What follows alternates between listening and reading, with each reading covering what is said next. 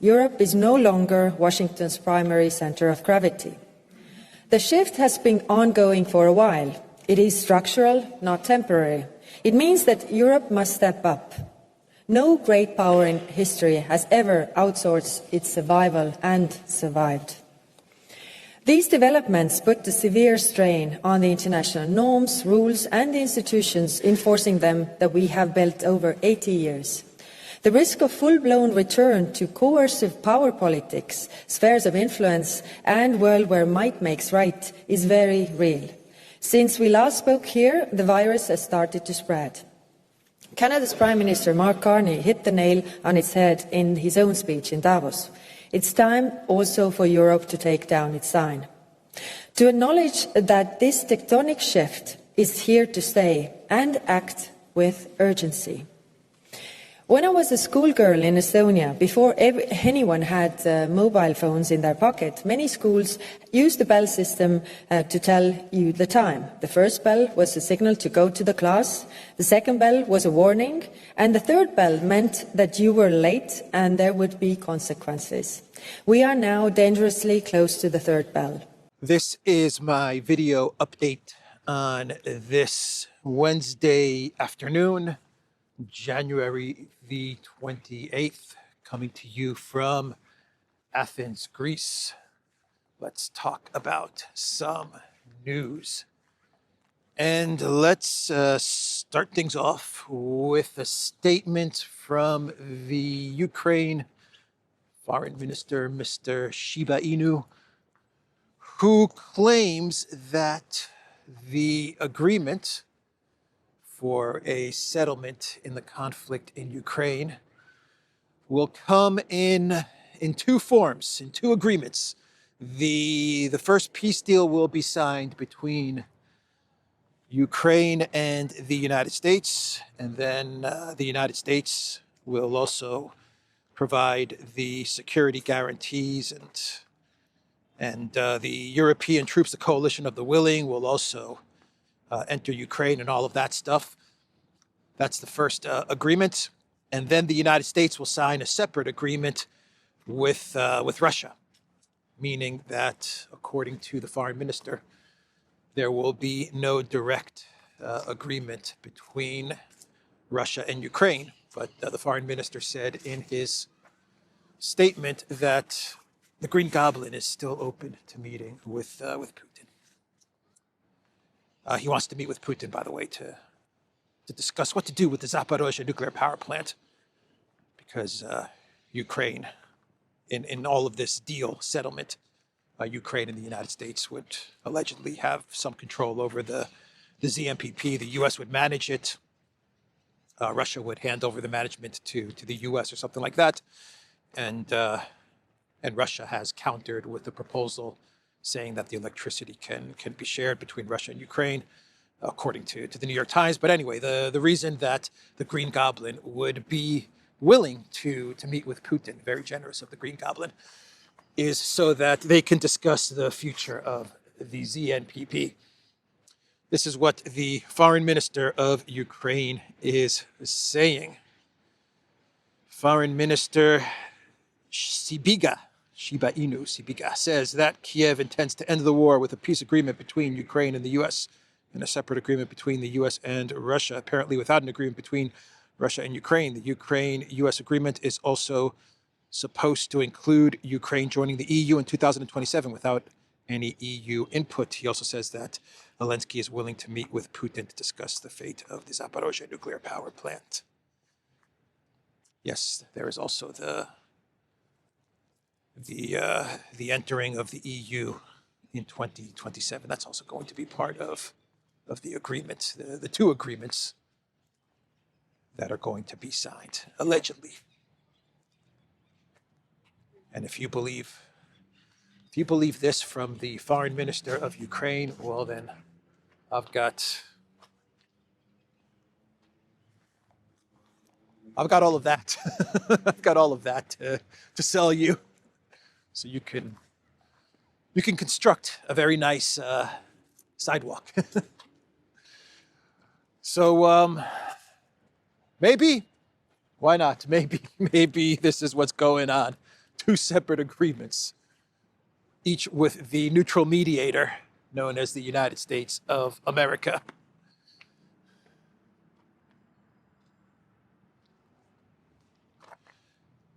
So Zelensky, he spoke to the Austrian chancellor, and he brought up Ukraine's fast track into the European Union by 2027. The Green Goblin said Ukraine's accession in the European Union is one of the key security guarantees, not only for us, but also for all of Europe. That is why we are speaking about a concrete date, 2027, and we count on partners' support for our position. This is what he wrote on X, I believe, after he spoke with the Austrian chancellor. $1.5 trillion. That's what's at stake here. That is why Zelensky is begging for a 2027 EU entry, because as I talked about in a video from a couple of days ago, according to a document that is circulating within the halls of Brussels HQ, which for some strange reason Politico has seen, one of the main selling points to potential investors for Project Ukraine, for the what's it called, the reparations plan, the prosperity plan.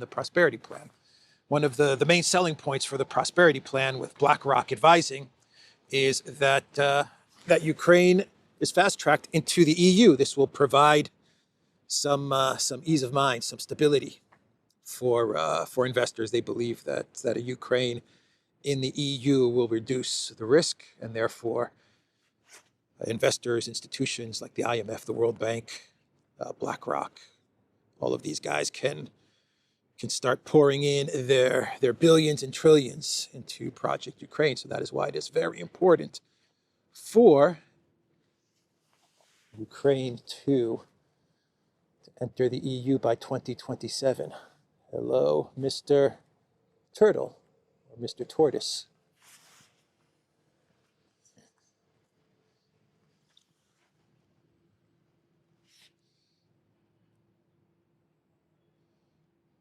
He's just kind of chilling.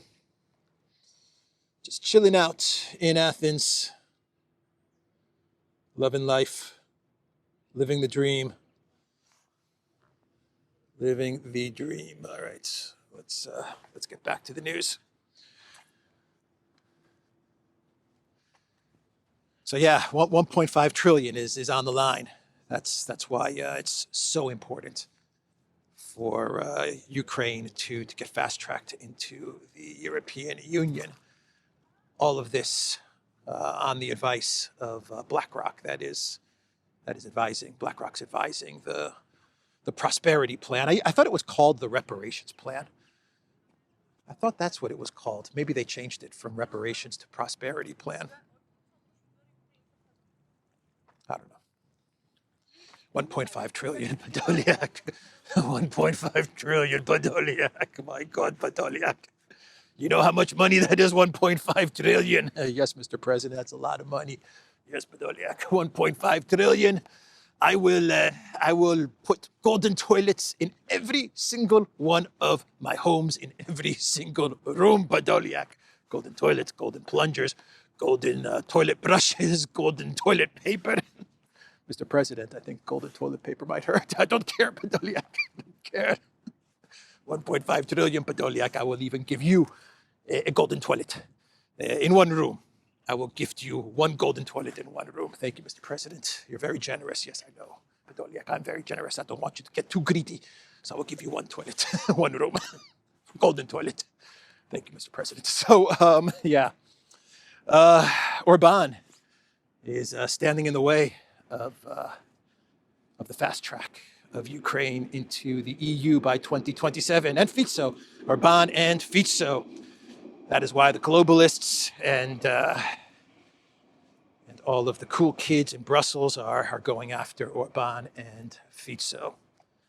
The cool kids in Brussels are hoping to remove Orban with the elections, which are coming up in a couple of months, I believe. I think the elections are slated for, I want to say April or May, or maybe it's after the summer. I'm not quite sure. But this year we are going to have very close elections in Hungary between Orban and Magyar, who is the EU globalists' pick.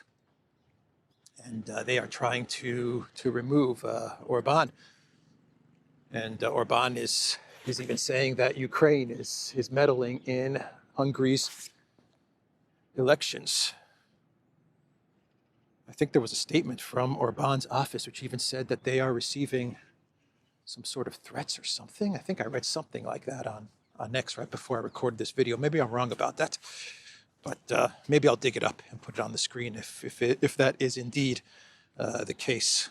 But definitely the Orban administration and the foreign minister, Peter Szijjártó, they are posting on X that they are sick and tired of Ukraine meddling in their elections, and they are saying that Hungary will not fast-track Ukraine into the EU, and Hungary will not give money to Project Ukraine.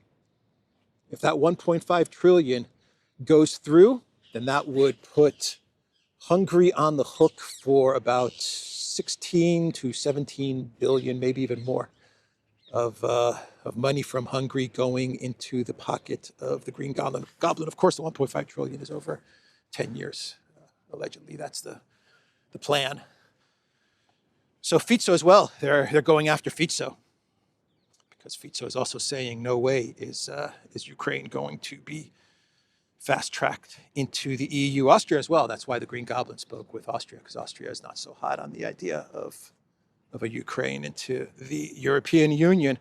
But Fitzo, he is getting a lot of heat for his position against a Ukraine in the European Union. And Politico, they put out an interesting article on Fitzo where they claim that Fitzo was mocking U.S. President Trump. This is what Politico claims in an article that they posted today. Personally, I believe this article is a smear, but that's just my opinion. I could be completely wrong about this, but I read the article, and it claims that during an EU meeting on January the 22nd, that Fitzo, on the sidelines of that meeting, he spoke with various EU officials. No names were given because these are anonymous officials who are familiar with the matter, right? As they always say. And Fitzo told them that when he met with Trump at Mar-a-Lago, he told these EU leaders that he was concerned about the US president's psychological state. That's what two of the diplomats said. Fitzo used the word dangerous to describe how the US president came across during their face-to-face meeting at Trump's Mar-a-Lago estate in Florida on January the 17th, according to two of the diplomats. The sources that Politico is using are people, not people who were at the meeting in Mar-a-Lago, so they don't have sources who were present during that meeting. They don't even have sources who heard Fitzo say this in Brussels. They have sources who were briefed on this by the people in Brussels that Fitzo told this to. It's absurd. Those are their sources. Come on, Politico, come on. Really? Those are the sources you're going to go with? You couldn't just stick to people familiar with this matter and just leave it like that. Anonymous people familiar with this matter and not go into any more detail.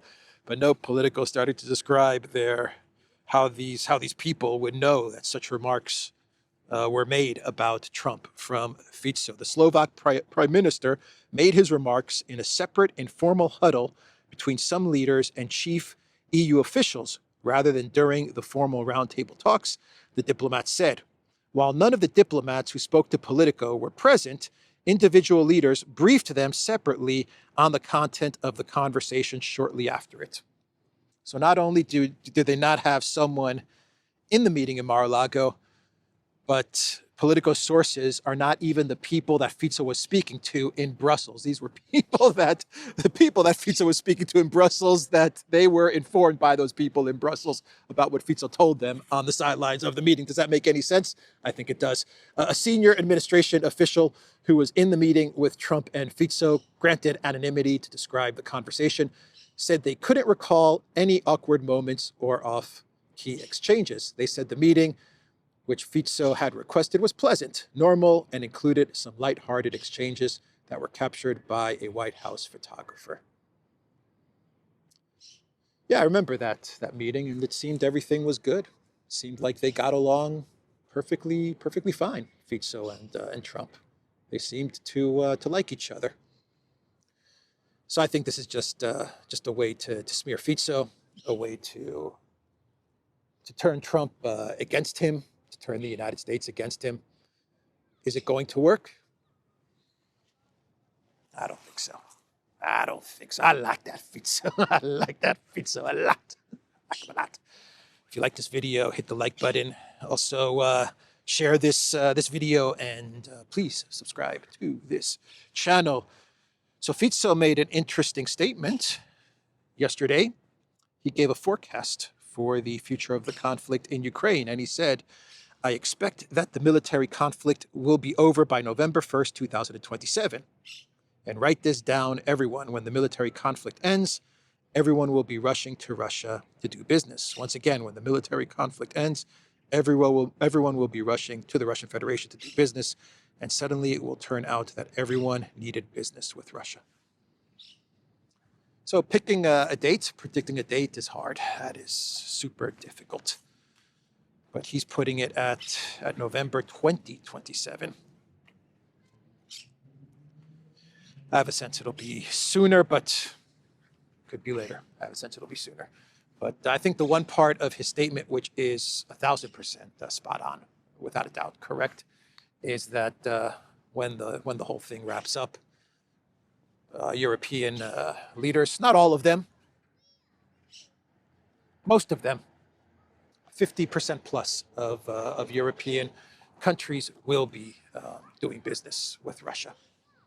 It's not going to happen all at once. It's not going to be right away.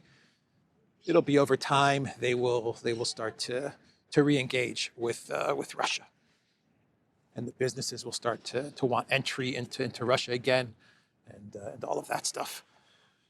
The question is, will Russia allow the businesses to re-enter? So Trump was asked about how things are going with the U.S.'s neutral mediation in the conflict in Ukraine. The United States and the Trump administration are absolutely neutral. They have not picked a side in this conflict, so they are the neutral mediator. And Trump said, things are going really well. He struck a very positive tone. We are expecting very good things to happen on the topic of Ukraine and Russia. Very good things. Very good things will happen on the topic of Ukraine and Russia, said U.S. President Trump. Trump also posted on Truth Social yesterday about Iraq. Not Iran, Iraq. Yeah, we're back to 2003, everybody. And what's going on with Iraq? Well, here is what Trump posted on Truth Social. I'm hearing that the great country of Iraq might make a very bad choice by reinstalling Nouri al-Maliki as prime minister. Last time Maliki was in power, the country descended into poverty and total chaos. That should not be allowed to happen again. Because of his insane policies and ideologies, if elected, the United States of America will no longer help Iraq. And if we are not there to help, Iraq has zero chance of success, prosperity, or freedom. Make Iraq great again. So al-Maliki, he was prime minister of Iraq, I believe in 2006 is what I want to say. And I believe he exited, I don't know when he exited, I want to say 2014, maybe later than that. But he's seen as someone who is very friendly with Iran. This is how the United States sees him, and he's influenced by Iran, according to the State Department, and that is why Trump does not want to see him become prime minister. But it does look like he is the front runner for the parliament to put in place as prime minister. I believe he's 75 years old now, al-Maliki. And the United States is threatening Iraq. Subtle, covert and overt threats towards Iraq if al-Maliki becomes prime minister.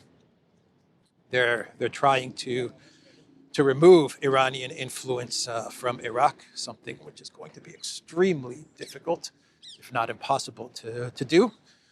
But that's what they're trying to do. And al-Maliki as prime minister, according to the State Department and the intel agencies, would be a step backwards in their effort to try to remove Iranian influence from Iraq.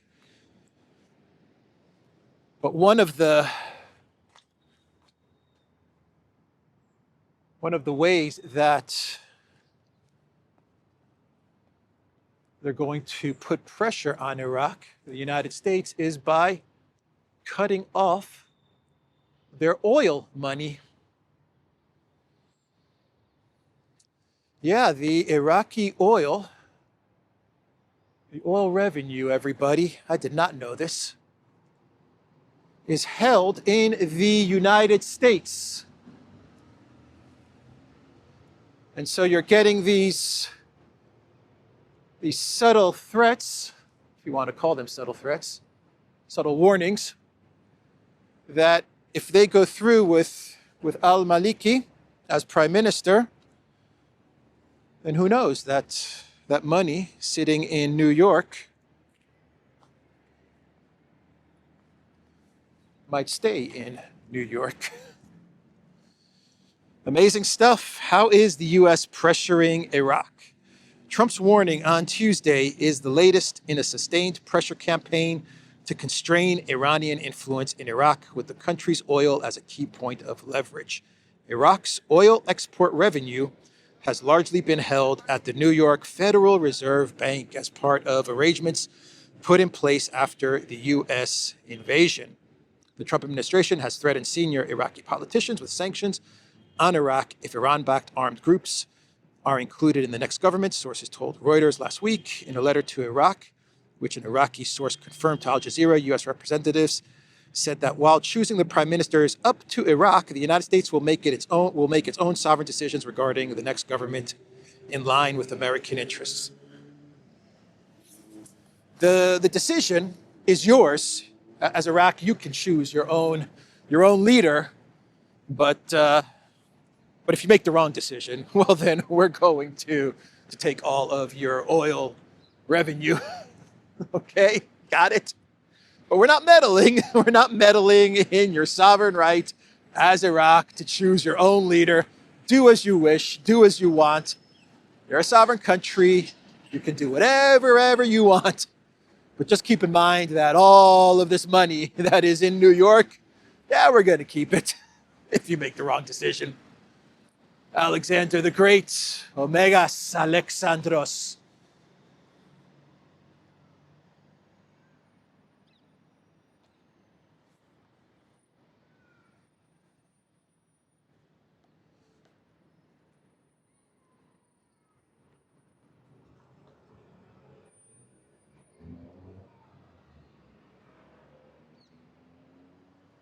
There's a beautiful Alexander the Great statue, huge Alexander the Great statue in Thessaloniki. Amazing Alexander the Great statue. This one's pretty nice. It's good what they're doing here. They're fixing it up and they're finally making it nice. After about 15, 20 years, it looks like they're finally getting a handle on this area, understanding how to make this a beautiful area here in Athens. So that's good. Anyway, Lindsey Graham He posted on X, the foreign policy president of the United States and Trump's golfing buddy, said, "As usual, Mr. President, you're dead right about what's going on in Iraq. I had a front row seat to the al-Maliki prime ministership, a complete disaster for all concerned. You're right to weigh in because America first requires us to have reliable partners in countries that matter, like Iraq. Iraq has a lot of potential still, and it's up to the Iraqi people to decide their future. However, I believe this would be a giant step backwards regarding the Iraq-U.S. relationship. Mr. President, you're right to let Iraq know America has its own interests that have to be protected. Well done." It's mafia foreign policy. We'll make you an offer you can't refuse. We will make you an offer you can't refuse.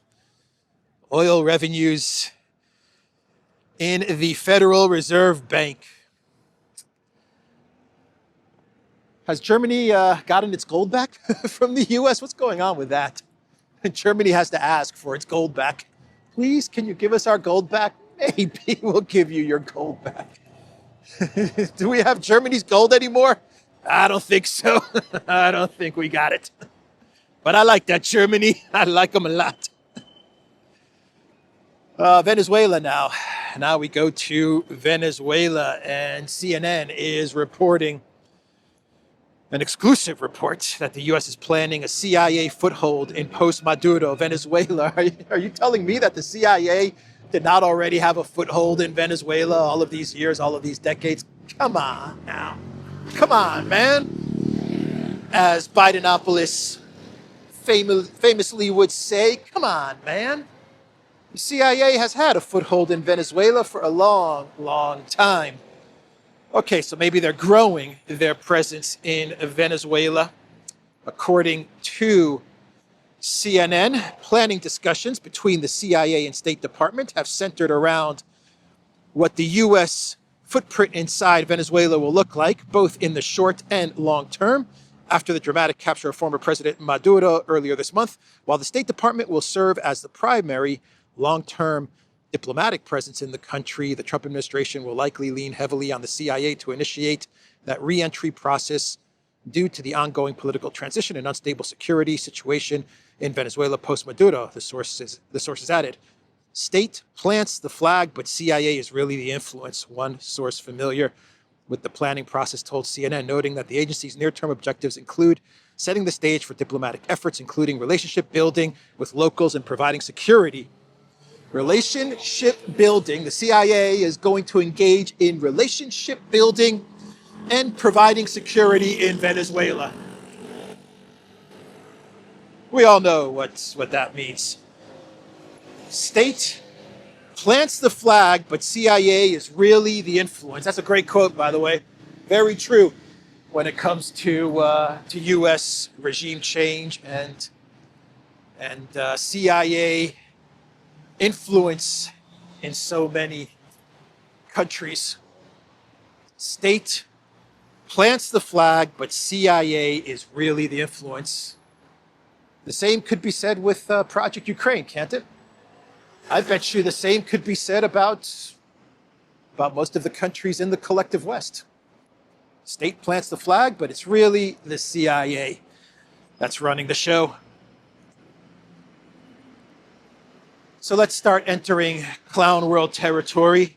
We're not there yet, but we're close. And Andrzej Duda, the one-time president of Poland, da. That's all I want to say to you. Or his name could be Walk on the Wild Side, Andrzej Duda. Anyway, Andrzej Duda, he is going to be rewarded for a job well done as president of Poland. He is going to be rewarded with a position at the prestigious Heritage think tank. Job well done, Andrzej Duda. Polish ex-president lands role at U.S. Project 25 think tank. Duda's job at the influential Heritage Foundation underlines how national right-wing politics have become international. The Washington-based think tank said Monday that Duda would work on transatlantic security, European defense readiness, democratic resilience, and policy recommendations for the future of conservative leadership in Europe. So that's his job description at Heritage. And everything I just read you means absolutely nothing. It's just a bunch of gibberish. That's all it is. He's going to work on transatlantic security and conservative values building in a turbulent post-2026 global environment / rules-based post-world order structure by Trump. Just whatever, just making stuff up with his job description. Bottom line, you did good in Poland for us globalists. You did good, Duda. Here's your reward. You think he's going to be punching in at 9 o'clock and leaving at 5 or 6 o'clock from his offices in at the Heritage Foundation? No. It's his reward. Now we know where the globalists have placed Duda. I thought he was doing a podcast, by the way. I thought they were going to make him a podcaster. I guess that fell through. Looks like Duda wasn't podcast material. He's more think tank material. He's a think tank kind of guy, not a podcast kind of guy. It's a shame. I would have liked to have been a guest on the Duda podcast. Hugging Zelensky. Remember Duda hugging Zelensky? Big Andrzej Duda hugging the Green Goblin. Mr. Duda, you're very big, very strong. Very strong, Mr. Duda. Come here, little guy. Little green guy. Come into my arms. You have any money, Mr. Duda? Let's do Clown World. This video is getting silly. I'm going to hear it in the comments section. Oh, boy. So we have a TikTok exodus that is taking place. The deal for the U.S. part of TikTok to go to a bunch of U.S. investors led by Oracle's Ellison, that was signed, sealed, and delivered on January the 23rd. And now it looks like the U.S. part of TikTok is doing some interesting censorship. That's how it looks. Of course, this could all be a bug in the system. But when you type in the word Epstein, things get a little crazy. TikTok exploring why many users have been unable to send the word Epstein in direct messages just days after TikTok's sale, according to NPR. TikTok users are deleting the app, with removals up 150% following the U.S. joint venture. Coincidence? Probably. It's probably just a glitch. Probably just a bug when you type in Epstein. Nothing goes through. It's a bug. It's a bug. Nothing weird, nothing strange going on with the new and improved TikTok.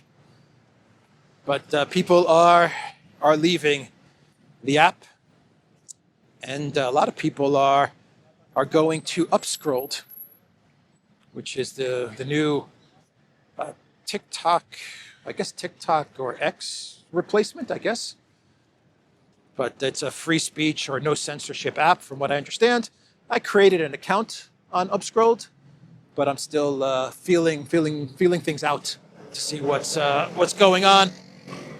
But anyway, that's the news with TikTok. EU tech chief sounds alarm over dependence on foreign tech.